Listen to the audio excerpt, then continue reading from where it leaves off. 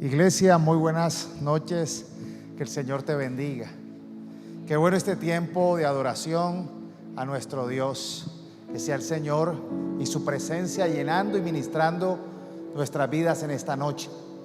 Queremos dar gracias al Señor porque cada mañana son nuevas sus misericordias y tenemos siempre la esperanza de que el que comenzó la buena obra en nosotros la irá perfeccionando hasta el fin. Hoy voy a compartir un mensaje que el Señor puso en mi corazón. Tiene que ver con superar la parálisis o el estancamiento espiritual. Y se titula así: superando la parálisis espiritual, pero sobre todo asumiendo la responsabilidad personal. Muchas veces tendemos a culpar a otros. Tendemos a señalar las circunstancias, señalar personas, aludiendo que son los responsables de nuestra condición espiritual, de nuestro estancamiento, de nuestro parálisis. Pero sabes, necesitamos comenzar con asumir nuestra responsabilidad. Muchas veces las personas están paralizadas o estancadas espiritualmente, no por culpa de la iglesia, no por culpa de las circunstancias, no por culpa de la oposición ni la adversidad. Necesitamos entender que el primer paso para cambiar, el primer paso para ser transformados es asumir nuestra propia responsabilidad en nuestra área espiritual. Y quiero comenzar leyendo un pasaje que está en el Evangelio de Juan, capítulo 5. Voy a leer del 5 al 9 y luego vamos a saltar al 14. Y habla la historia cuando Jesús llegó a Jerusalén y iba hacia un estanque llamado en hebreo Betesda. Ese estanque queda cerca a la puerta de las ovejas del templo. Y en ese estanque, que tiene 5 pórticos, estaban alrededor de este estanque varios enfermos. Estaban ciegos, cojos, paralíticos. Ellos tenían una creencia, ellos esperaban el movimiento del agua. Note que era un estanque, el agua estaba estancada, pero ellos tenían la creencia que de vez en cuando llegaba un ángel y tocaba la superficie del estanque y había movimiento. Y entonces ellos, cuando veían que había un movimiento en el agua, ellos rápidamente se conducían hacia el agua y se creía que el primero que llegaba al estanque y lo tocaba la onda era sano. Y allí entonces estaban muchas personas con esta creencia, muchos enfermos allí, creyendo que iba a ser sano cualquiera que llegara primero y aprovechara esta oportunidad de movimiento. Y dice el versículo 5 que allí había un hombre que hacía 38 años que estaba enfermo. Cuando Jesús lo vio acostado y se enteró de que llevaba ya mucho tiempo así, estaba paralizado, le dijo: ¿quieres ser sano? Y el enfermo le respondió: Señor, no tengo a nadie que me meta en el estanque cuando el agua se agita, y en lo que yo llego, otro baja antes que yo. Jesús le dijo: levántate, toma tu lecho y vete. Y al instante el hombre fue sanado y tomó su lecho y se fue. Pero aquel día era el día de reposo, era un sábado. Luego el versículo 14 nos narra que Jesús encontró a este hombre que había sido sanado de su parálisis en el templo y le dijo: como puedes ver, has sido sanado, así que no peques más, para que no te sobrevenga algo peor. En este pasaje encontramos la historia que un hombre por 38 años estaba paralizado. Estaba ahí esperando en un agua estancada. Y la creencia era que cuando esta agua estancada era tocada por un ángel y había movimiento, el primero que llegaba era sanado. Pero la primera respuesta que dio este hombre cuando Jesús le dijo que si quería ser sanado, no fue un rotundo sí, sino que él empezó a dar una explicación, como una justificación, como una excusa de por qué no había sido sanado. Y esto nos ilustra muchas veces cómo muchas personas buscan culpables externos por estar en la situación en que están y no asumen una responsabilidad personal. Y como primera enseñanza, necesitamos evitar la tendencia de culpar a factores externos. Note que el versículo 6 dice que cuando Jesús lo vio acostado, se enteró de que llevaba mucho tiempo así. ¿Cuánto tiempo llevaba? 38 años. Y le dijo: ¿quieres ser sano? El enfermo, que respondió: Señor, no tengo nadie que me meta en el estanque cuando el agua es agitada. Y en lo que llego, otro baja antes que yo. Aquí dio dos justificaciones: no tengo quien me ayude, no tengo buenos amigos, y cuando llego siempre hay alguien que se me adelanta. Y así hay muchos que tratan de culpar a la iglesia de su situación de parálisis o de estancamiento espiritual. Jesús dijo que el que cree en Él, de su interior iban a correr ríos de agua viva. No era un estanque, no era una piscina, eran ríos. El Espíritu Santo es como un fuerte caudal, como un río poderoso.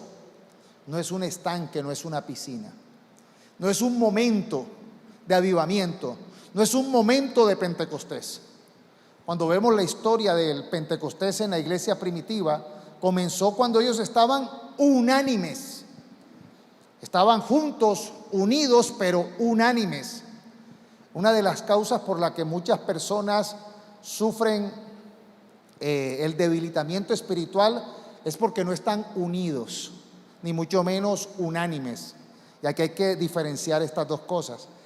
Podemos estar unidos en una casa, podemos estar en una casa muy chiquitica y todos bien pegados. Podemos estar unidos en un ascensor apretados, en un metro podemos ir apretados, pero el hecho de que estamos unidos no quiere decir que estamos unánimes. Necesitamos estar en una misma fe, en una misma esperanza, en un mismo propósito. Y es allí donde la iglesia brinda la oportunidad para que estemos unidos, unánimes, en una misma fe, en una misma esperanza. Pero si yo me resisto a estar unido, a estar unánime, ¿de quién es la culpa? Vemos a Jesús que tuvo 12 apóstoles, pero había uno que se resistía a estar unánime. Estaba unido, andaba con los 12, pero constantemente criticaba, constantemente no le parecía. Tenía otra visión diferente y era echar mano a las ofrendas y robárselas. Y por eso criticaba cuando una mujer, en su agradecimiento, cogió un costoso perfume y lo regó a los pies de Jesús. ¡Ay, qué desperdicio! Eso se hubiera vendido y hubiera sido para los pobres. Pero no era que amara a los pobres, era que estaba con el interés de estar. No estaba unánime, no era la misma fe, no era el mismo propósito. Entonces la iglesia, la sana iglesia, es un lugar donde se te habla de fe, donde busca que estemos unánimes, pero se necesita el deseo de yo estar unido y unánime en el mismo propósito. A veces no solamente culpamos a la iglesia, a veces culpamos las circunstancias y vemos que hay personas que están viviendo circunstancias desafiantes, circunstancias adversas, difíciles, pero por eso la Escritura nos invita a que en cada circunstancia adversa lo veamos como una oportunidad para que la fe se fortalezca, para ver el actuar sobrenatural de Dios. Y es allí donde en las circunstancias adversas cobra valor una iglesia que está unida, que está generando espacios para la oración, para la adoración, para el clamor, para que juntos oremos a Dios para que obre de manera sobrenatural. La iglesia te ofrece de pronto el 10%, para algunos el 20 o el 30%, de acuerdo a cómo tú puedas aprovechar las enseñanzas, la capacitación, la formación en la iglesia, pero a ti te corresponde hacer la mayor parte.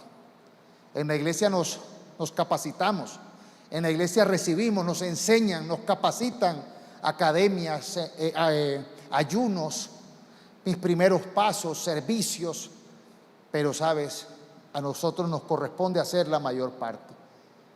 El 10, el 20 o el 30 te lo da la iglesia, pero la otra parte es la que me corresponde a mí.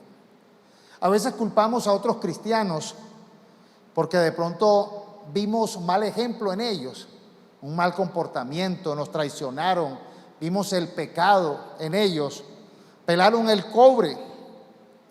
Pero sabes, el perfecto siempre es Dios. Y tenemos que tener la mirada en Jesús, en Dios, que está comenzando la obra en nosotros. Entonces, lo primero que tenemos que evitar es esa tendencia de culpar que mi estancamiento, que mi parálisis es culpa de otros. Lo segundo es que necesitamos asumir la responsabilidad personal. Asumiendo la responsabilidad personal, vemos en Filipenses 2:12 que dice claramente: ocúpense en su salvación con temor y temblor. Cuando nosotros vayamos al cielo, no vamos a llegar a decir: Señor, fue que el hermano tal, fue que en la iglesia, fue que las circunstancias. No, necesitamos nosotros asumir el porcentaje que nos corresponde a nosotros seguir. Ocúpense en su salvación con temor y temblor. Cada creyente es responsable de su propio crecimiento espiritual. No podemos delegar esa responsabilidad a otros, a terceros. El amor por Dios. Sabes, y yo quiero darte este secreto. A veces vemos que la gente viene aquí a la iglesia y parece que están los hermanos de la alabanza y está la pastora casi convenciéndolos a que usted adore. Y la gente a veces viene en esta actitud: bueno, si la alabanza está buena, adoro. Si hay ánimo, si me tocan las emociones, lo hago con ganas. Pero si está floja así, irregular, no. Tiene que convencerme. No, a ti nadie te tiene que convencer. Tú tienes que estar convencido que Dios merece la honra y el honor. Cuando tú vienes aquí, no vienes a que te convenzan. Tú vienes convencido del que merece la adoración, la honra. Es el creador del cielo y de la tierra, que en su gran amor envió a Jesús para entregar su vida por nosotros. Y si Jesús entregó su vida por ti, su vida por mí, ¿cómo yo no voy a entregar mi vida por Él? Necesitamos nosotros entender que esto no es del motivador que se para aquí, no es de lo bien que se interpretan los instrumentos, no es de lo bien que se habla, no es de la argumentación, del toque de las emociones. No, nosotros necesitamos asumir nuestra responsabilidad de que aunque se toque mal, aunque de pronto no se hable tan bien, aunque de pronto el que esté aquí parado no esté haciéndolo de la mejor manera, Dios merece lo mejor de mí. Dios merece la adoración. Dios merece el agradecimiento. Amén. Vamos a dar un aplauso de adoración a nuestro Dios.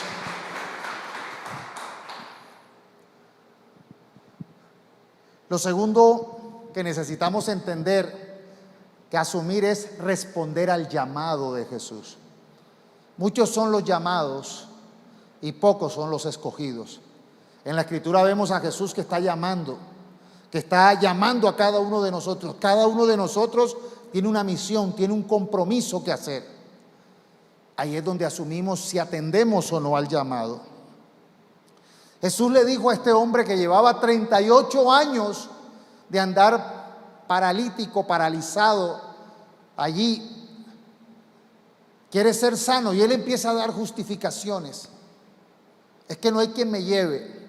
Es que cuando llego, ya llegó otro. Entonces Jesús le da una orden, una instrucción: levántate, toma tu lecho y vete. Este hombre tuvo que decir, bueno, tuvo que empezar a hacer caso. Tuvo que entender que su mente y que le estaba hablando era Jesús mismo, y empezó a reincorporarse, y empezó a pararse, y empezó a tomar su camilla y arrancó para su casa. Levántate, toma tu camilla y vete. Y así muchas veces necesitamos nosotros obedecer esa instrucción de Jesús. Levántate, deja ya tu pereza, deja tu parálisis, deja tu estancamiento, levántate. Y allí necesitamos nosotros despertarnos y asumir el llamado. No voy a seguir más dormido, paralizado, es que todavía no me motivan. Levántate, levántate y anda. Y eso implica una renovación de nuestra mente. Aquellos que nacen de nuevo, ¿sabe dónde comienza el nacimiento? En la mente. Romanos 12:2 dice: y no adopten las costumbres de este mundo, sino transfórmense por medio de la renovación de su mente, para que comprueben cuál es la voluntad de Dios, lo que es bueno, agradable y perfecto. ¿Dónde comienza el avivamiento? ¿Dónde comienza el despertar? ¿Dónde comienza la agitación de la quietud? ¿Dónde comienza el movimiento? ¿Dónde empieza a fluir el río del Espíritu Santo? En una renovación mental. Ya nuestra mente no es, ay, ya no quiero, ya no puedo, no lo voy a lograr, qué pereza. No, ya nuestra mente dice, es posible, voy a actuar, voy a ver el milagro, voy a cambiar esta condición de parálisis. No me voy a quedar en esta parálisis, no me voy a quedar en este estancamiento. Comienza aquí. Cuando oímos la palabra, la mente empieza a prenderse y empieza el actuar. Necesitamos tener pensamientos renovados, no como los de este mundo. Este mundo se justifica, este mundo se excusa, este mundo dice, no puedo más. Pero cuando comienza una mente renovada por escuchar la palabra, empieza el motor a encender, empieza el agua a moverse, empieza la acción. Y necesitamos tener una mente renovada. La transformación, antes de llegar a experimentar la voluntad de Dios, la cual es buena, agradable y perfecta, comienza con un nacimiento aquí. No te amoldes a lo que dice este mundo, no te amoldes a las excusas, a las justificaciones. Ya empieza una renovación mental que te va a conducir a experimentar la voluntad de Dios, la cual es buena, agradable y perfecta. Yo quiero llegar allá. Por eso necesitamos nosotros, mis hermanos, como algo prioritario, fundamental, para dejar la parálisis, para cancelar el estancamiento, es que nuestros pensamientos no estén amoldados a las justificaciones, a las excusas de este mundo, sino que podamos ver la voluntad de Dios buena, agradable y perfecta. ¿Y cuál es? Dios quiere liberarnos. Dios quiere que vivamos en bendición. Dios quiere que estemos llenos de gozo, de poder, de amor, de autodisciplina. Por eso necesitamos entender que el movimiento está en nuestra mente, en nuestros pensamientos.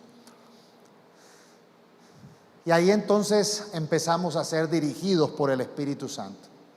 Jesús dijo en Juan 16:13 que cuando venga el Espíritu Santo de verdad, Él nos guiará a toda verdad.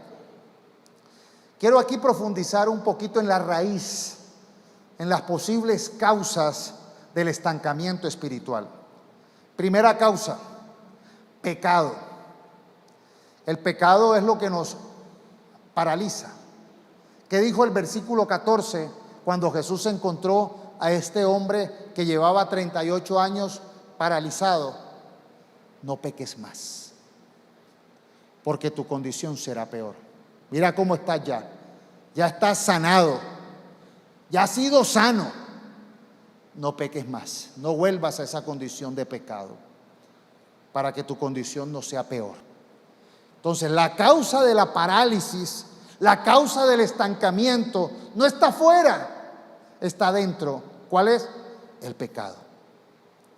Por eso la Escritura nos habla de que el pecado es el gran enemigo de nosotros. Isaías 59:2 dice: pero vuestras iniquidades han hecho división entre vosotros y vuestro Dios, y vuestros pecados han hecho ocultar de vosotros su rostro para no oír. El pecado no confesado crea una barrera entre nosotros y Dios. Y por eso es necesario aprender a confesar nuestros pecados y ser consciente que son nuestros pecados los que nos paralizan, los que nos estancan. Lo segundo, la falta de oración. Primera de Tesalonicenses 5:17 dice: orad sin cesar. El domingo, un hermano de acá de la iglesia me comentó un testimonio que me quedó sonando este domingo. Me contó que tiene su mamá ya bastante anciana, y fue a visitar a su mamá, y la mamá sufre de Alzheimer. Ya la mamá está en un grado tan avanzado de Alzheimer que no reconoce a sus hijos. ¿Usted quién es? No lo reconoce. Pero hay algo que no ha perdido esa madre, que ha sido una fiel creyente, y es que esa mujer no deja de orar. Y me contaba: pastor, impresionante ver cómo mi mamá no se acuerda de nosotros, pero apenas ella escuchaba de algún problema, de alguna situación, enseguida empezaba a orar, porque ella siempre fue una mujer de oración. Y gracias a la oración de esa madre, sus hijos han sido sostenidos, han sido prosperados y permanecen en el Señor. Y esa señora perdió la capacidad de distinguir a sus familiares, pero no perdió la oportunidad de estar orando. Y me contaba impresionado: pastor, mi mamá escuchaba un problema y oraba: Señor, soluciona, ayuda. Escuchaba una historia y oraba enseguida. Y después me decía: ¿y tú quién eres? No se acordaba de su hijo, no se acordaba de sus familiares, pero esa mujer utilizaba este principio: orar sin cesar. ¿Cómo nos hace falta orar? Clamar a Dios para que su presencia mueva las aguas, mueva la parálisis, mueva el estancamiento. Acuérdese de esto: el que hace los milagros es Dios. El que hace los milagros es Jesús, que es Dios. Por eso necesitamos estar constantemente en oración. Señor, toca a mis hijos. Señor, tócame a mí, toca a la familia, la sanidad, la libertad. Necesitamos estar orando, porque la falta de oración trae estancamiento. Lo tercero que origina la parálisis o el estancamiento es la desobediencia a la palabra. Hay muchas personas que conocen la palabra, hay muchas personas que fueron discipulados, enseñados correctamente, formados en su palabra, pero voluntariamente deciden desobedecer. Santiago 1:22 dice: pero pongan en práctica la palabra y no se limiten solo a oírla, pues se estarán engañando a ustedes mismos. Como les dije, escuchar la palabra, tener la enseñanza, ser formados es el 10%, es el 20 o el 30%, pero la mayor parte le corresponde a usted y a mí. La palabra podemos entenderla, podemos escucharla, puede ser bien predicada, bien enseñada, pero eso es solo el 10%. el 90% nos corresponde a nosotros, que es ponerla en práctica. Hay gente que ha estado en muy buenas iglesias, hay gente que ha tenido muy buenos mentores, hay gente que ha tenido los mejores profetas, los mejores consejeros, pero ¿sabe qué le hace falta? Ponerla en práctica. Y es allí donde necesitamos entender que el solo escuchar no es suficiente. Gracias a Dios damos porque tenemos una iglesia que está centrada en su palabra. Gracias a Dios tenemos maestros, tenemos profetas, tenemos pastores, tenemos personas que nos aconsejan, tenemos una iglesia centrada en su palabra, pero recuerda que la gran responsabilidad es aplicarla, obedecerla. Lo cuarto que genera la parálisis son las influencias mundanas. Romanos 12:2, estamos mucho en ese texto de Romanos 12:2. No os conforméis a este siglo, sino, dice, y no adopten las costumbres de este mundo, sino transfórmense por medio de la renovación de su mente. Este mundo tiende a adaptarnos, a conductuarnos, nos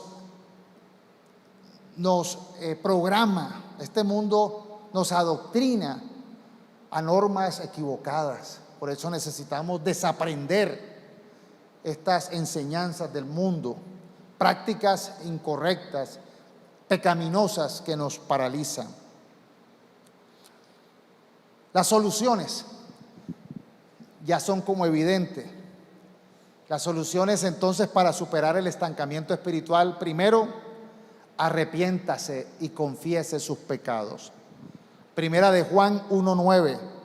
Si confesamos nuestros pecados, Él es fiel y justo para perdonar nuestros pecados y limpiarnos de toda maldad. ¿Qué hay que hacer? Confesar.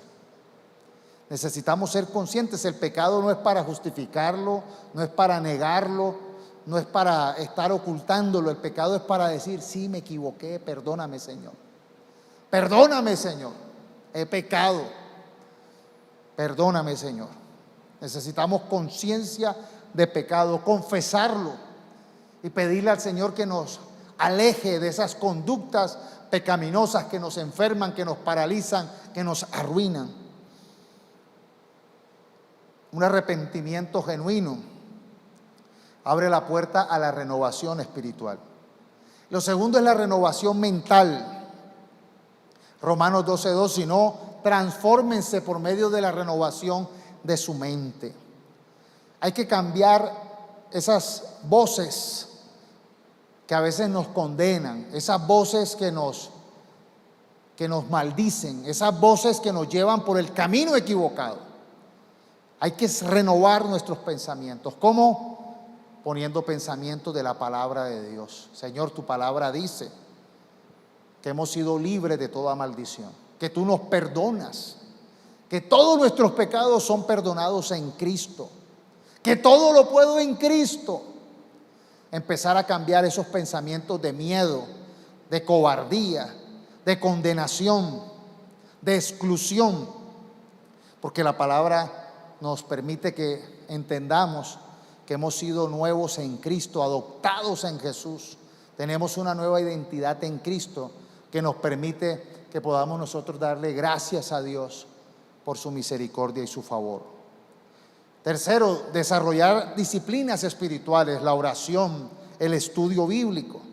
Por eso Josué 1:8 dice: nunca se apartará de tu boca este libro de la ley, sino que de día y de noche meditarás en él, para que guardes y hagas conforme a todo lo que en él está escrito, porque entonces harás prosperar tu camino y todo te saldrá bien. La palabra es poderosa, la palabra nos da sabiduría, la palabra nos ayuda a entender las cosas espirituales. La mayor riqueza que tenemos es su sabiduría, que nos permite caminar en este mundo equivocado y confuso. Lo cuarto, la importancia de la comunión, de poder rendir cuentas, de poder apoyarnos, animarnos entre nosotros. Hebreos 10, 24, 25 dice: y considerémonos unos a otros para estimularnos al amor y a las buenas obras, no dejando de congregarnos como algunos tienen por costumbres, sino exhortándonos, y tanto más cuando veis que aquel día se acerca. Cuando nosotros identificamos las causas, las posibles causas del estancamiento y de la parálisis espiritual, entendemos que necesitamos, con el hacha del juicio de Dios, cortarlas. Todas estas condiciones que nos quieren paralizar, que nos quieren estancar, necesitamos quitarla de nuestra vida. Así que yo los invito, mis hermanos, a que entendamos que el propósito de Dios es que vivamos una vida avivada, una vida de favor, de agradecimiento. No necesitamos nosotros culpar las cosas externas. Venimos a la iglesia con la mejor actitud. Venimos a la iglesia agradecidos, entendiendo que Jesús dio su vida por salvarnos. ¿Cómo no vamos a dar nosotros nuestra vida para servirle, para adorarle? ¿Cómo nosotros no vamos a compartir de esta buena noticia del Dios que nos ama, del Dios que nos perdona, del Dios que nos permite tener una nueva identidad, del Dios que transforma nuestra vida, que nos cambia de la mentalidad de derrota, de escasez, de muerte de este mundo, y nos permite tener una mentalidad nueva de reino de Dios, de eternidad? Por eso no podemos permitir estar estancados. El Espíritu Santo es un río de movimiento, un río dinámico de poder. No es un estancamiento parcial. Así que permite que la fe en Jesús, que la fe en su palabra, sea hoy avivando tu vida, de ahora en adelante, y que puedas entonces ir en un constante crecimiento, en un constante avivamiento. Que no permitas que tu mente esté adaptada a la mente de este mundo, sino que tu mente esté adaptada al reino de los cielos, a la esperanza que tenemos en el Dios creador del cielo y de la tierra, y que podamos, por la autoridad de Jesús, empezar a ver su poder, su gloria. Que no permitas que las circunstancias, que no permitas que las personas a tu alrededor, ni que el mismo diablo empiece a quitarte la identidad que tienes en Cristo Jesús. Sabes, Satanás no te puede quitar, pero tú sí puedes entregar. Por eso no le entregues a Satanás la identidad que tienes en Cristo. No le entregues la vida, no le entregues la sanidad, el poder que tienes en Jesús. Por eso necesitamos caminar como una iglesia firme en su palabra, firme en la fe, siempre alegre, gozosos, entendiendo que la adoración es un arma poderosa. La adoración a Dios nos hace crecer, que podamos nosotros desarrollar las disciplinas espirituales y podamos vivir en la iglesia avivada de los últimos tiempos. Yo te doy gracias, Señor, adoramos tu presencia en esta noche. Gracias por tu palabra, Señor. Te pido, Señor, que seas tú quitando todo obstáculo, que seas tú quitando toda mentira, todo argumento falso, que seas tú sanando la mente, las emociones, nuestro espíritu, que seas tú trayendo libertad, Señor.